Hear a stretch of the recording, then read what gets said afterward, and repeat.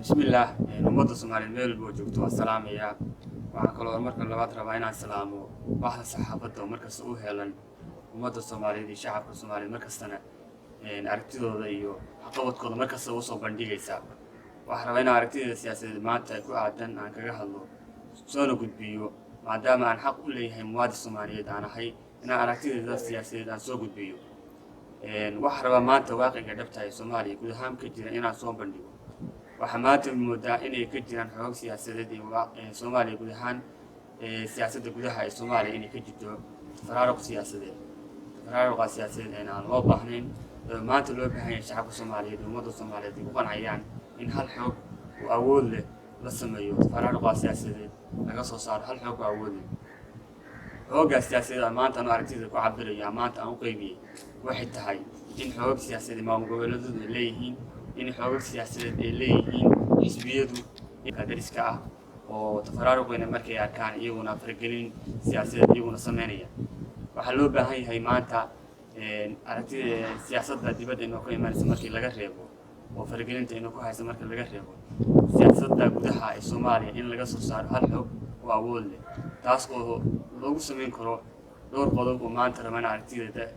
ku saleysan tala soo jeedin in la helo xasilooni siyaasadeed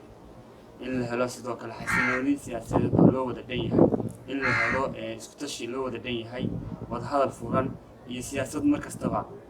loo wada dhan yahay in la sameeyo taasi ayaa maanta inoo kartaa mid ummadda Soomaaliyeed horusocod u sameyn karta sidoo kale xoogga siyaasadeed maanta ka jira maamul goboleedyada ay leeyihiin iyo xisbiyadu in la yareeyo oo laga soo saaro hal xoog oo awood leh waxaa lagu yareyn karaa waxaa maanta la sameysanayaa waxay tahay ama loo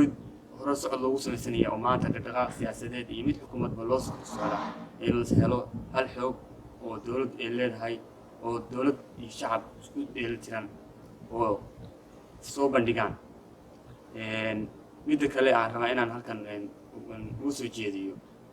xisbiyada mucaaradka ah shakhsi qof kasta oo muwaadin xaq wuxuu leeyahay aragtidiisa inuu soo gudbiyo taa markii aan ka yimaado xisbiyadu waxaa jira xisbiya mucaarada xisbiyada mucaaradka waxaa loo baahan yahay inay noqon mucaaradnimadooda ay noqotaa mucaaradnimo wax dhisaysa aanay noqon mucaaradnimo wax duminaysa waa inay sal iyo raad ay ku leedahay mid wax dhisaysa oo ku salaysan tahay sidoo kale mucaaradnimadu maaha mid dalka burburinaysa